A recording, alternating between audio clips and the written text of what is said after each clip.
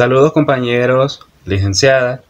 Mi nombre es Samuel Hernández, soy coordinador del grupo número 3. Y el propósito de este video es precisamente para explicar lo que es la definición de la muestra.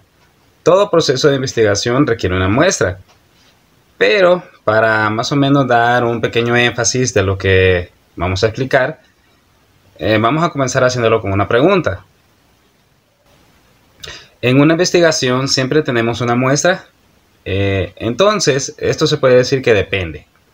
No siempre, pero en la mayoría de las situaciones, si realizamos el estudio en una muestra solo cuando queremos efectuar un censo, debemos incluir todos los casos, personas, animales, plantas, objetos del universo o la población.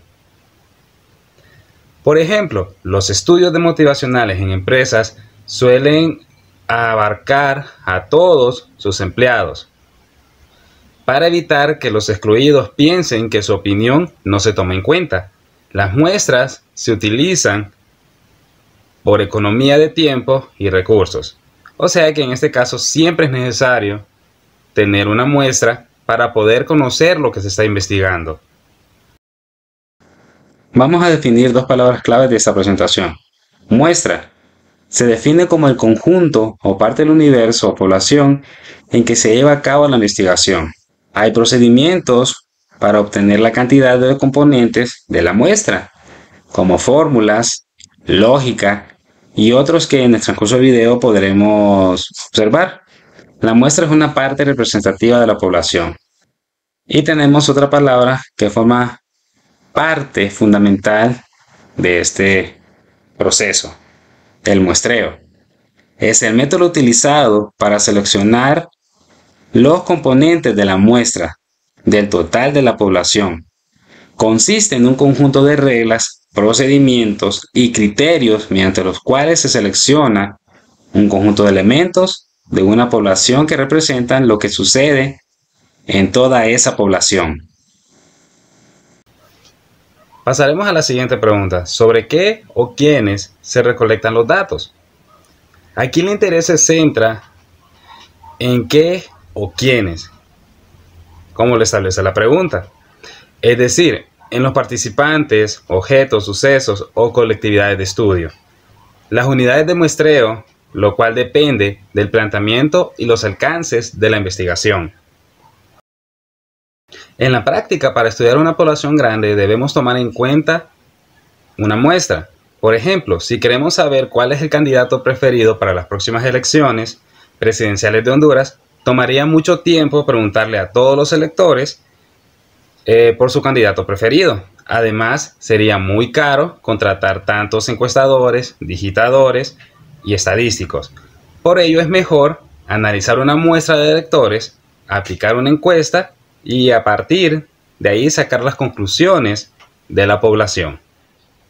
¿Cuáles son los objetivos de una muestra? Como objetivo central, seleccionar casos representativos para la generalización. Número 2, generalizar características, hipótesis con la finalidad de construir o probar teorías que expliquen a la población. Y número 3, se debe crear una muestra mediante una técnica adecuada. Por ejemplo, un profesor desea realizar un análisis estadístico de las notas de examen final de matemáticas de sus alumnos de último año. Por ello, coloca todas las notas obtenidas en Excel y usa las funciones y herramientas estadísticas. La información mantenida, pregunta, ¿pertenece a la muestra o a la población? En este caso, la población son todos los alumnos de último año.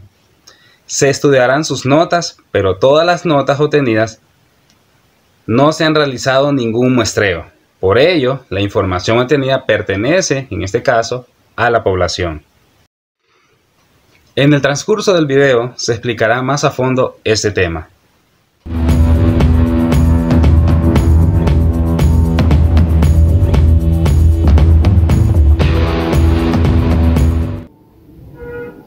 Un saludo compañeros y licenciada, mi nombre es Joan Giselle Padilla Castillo, soy integrante del grupo número 3, vengo a exponerles un tema muy interesante. ¿Cómo se delimita una población? Una población se delimita cuando se define la unidad de muestreo o análisis que se va a delimitar. Como población que va a ser estudiada y sobre la cual se va a generar los resultados. Una población en todos los casos tiene que concordar con una serie de especificaciones. Las deficiencias que encontramos muchas veces en la delimitación de la población es la siguiente: que se muestra falta de descripción, características o a veces redacción o formulación del problema. No está muy bien formulado. Los objetivos o la hipótesis o el diseño metodológico no son los correctos que se necesitan para poder describir y formular el problema. ¿Cómo se selecciona una muestra probabilística y no probabilística? Se selecciona una muestra probabilística o no probabilística, se hace un planteamiento según el planteamiento del problema. Se selecciona una hipótesis o diseño de la investigación y el alcance de sus contribuciones. Entre las ventajas que se encuentran son que todos los elementos de la población tienen la misma probabilidad de ser elegidos. Y una desventaja es que se requiere mucho tiempo para su diseño de ejecución si su costo es elevado. Estas son las ventajas y desventajas del muestreo probabilístico. ¿Cuáles son las muestras no probabilísticas? Son también llamadas muestras dirigidas porque suponen un procedimiento de selección orientado por características de la investigación más que por criterios no probabilísticos. Un ejemplo no probabilístico es un tipo de muestreo por convivencia. Un profesor universitario que realiza entre sus estudiantes de la universidad donde enseñan una investigación con ellos.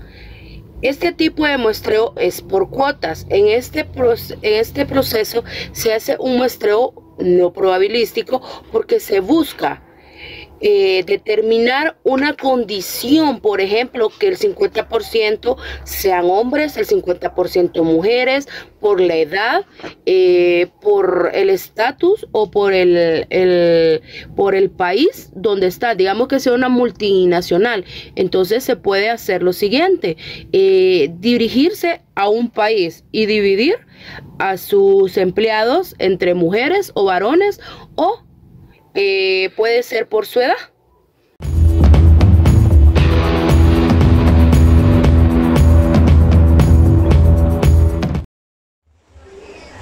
Hola, mi nombre es Sonny Lanza. Yo les voy a hablar sobre cómo calcular el tamaño de la muestra. Cuando se elabora una muestra probabilística, uno debe preguntarse, dado que una población es de n de tamaño, ¿cuál es el menor número de unidades muestrales que necesito para conformar una muestra que me asegure un determinado nivel de error estándar, digamos menor de 0? La respuesta consiste en encontrar una muestra que sea representativa del universo o población con cierta posibilidad de error y nivel de confianza, así como probabilidad. Imaginemos que pretendemos realizar un estudio de la siguiente población: las empresas de mi ciudad. Entonces, lo primero es conocer el tamaño de la población. Supongamos que hay 2200. Al abrir el programa de tamaño de la muestra en STAT, el programa va a pedir los siguientes datos, que son tamaño del universo, error máximo aceptable, porcentaje estimado de la muestra y nivel deseado de confianza. El tamaño del universo población, pues ya dijimos que es de 2200. Debemos conocer este dato o uno aproximado, sin olvidar que por encima de 99.999 casos da casi lo mismo de cualquier tamaño de universo, por lo que si tecleamos un número mayor a 99.999, el programa pondrá esta cifra de manera automática, pero si es menor, la respetará.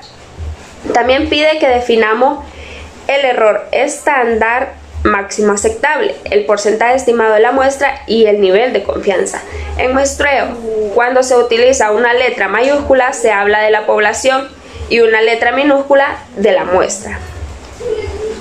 El error potencial que admitimos como tolerancia de que nuestra muestra no sea representativa de la población.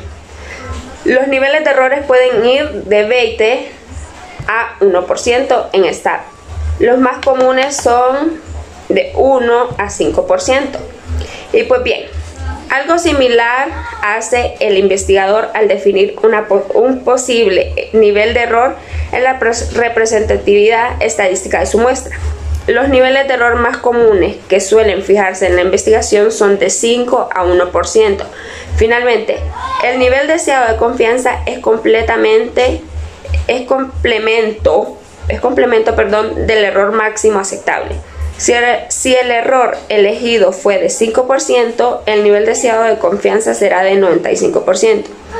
Una vez más, los niveles más comunes son de 95 a 99%.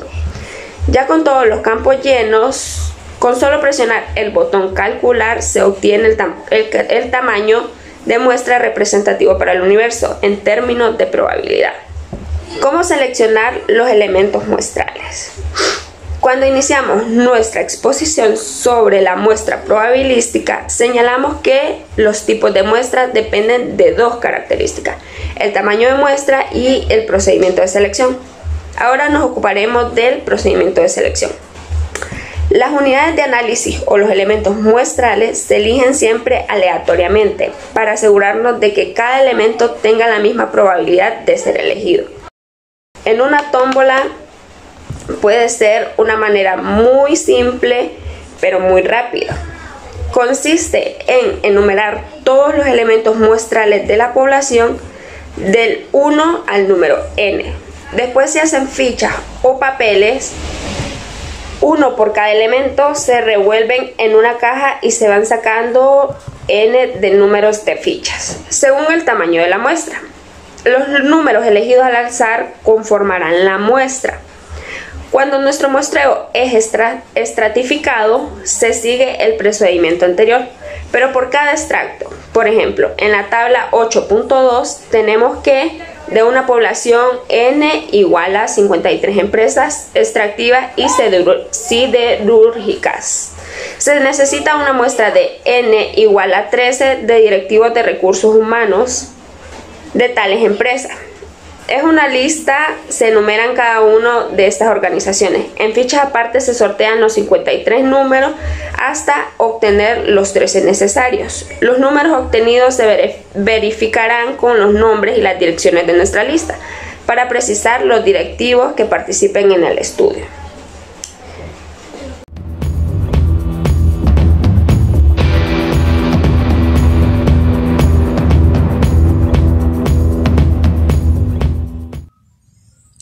Buenas tardes, compañeros y licenciada. Mi nombre es Melanie Saray Lagos y yo les voy a hablar un poco sobre obtener la muestra. Como primer punto tenemos el muestreo al azar por mercadeo telefónico. Esta es una técnica que los investigadores utilizan para seleccionar muestras telefónicas. También involucran identificar áreas geográficas. Estas son utilizadas para ser muestradas al azar. Esto hace que sean identificados con los primeros dígitos de los números telefónicos. Asimismo, es muy útil para incluir en muestras a los teléfonos celulares y a los aparatos GPS. Como ya sabemos que es una muestra en la investigación, el muestreo es una herramienta de la investigación científica. Su función básica es determinar qué parte de una realidad en estudio se debe examinar con la finalidad de hacer inferencias sobre dicha población. Como sabemos que existen dos tipos de muestreo, que es un muestreo aleatorio o probabilístico y el muestreo no aleatorio y no probabilístico. Todos son útiles para la selección de muestra. Sin embargo, se escogerán dependiendo con los recursos que se cuenten en el tipo de investigación.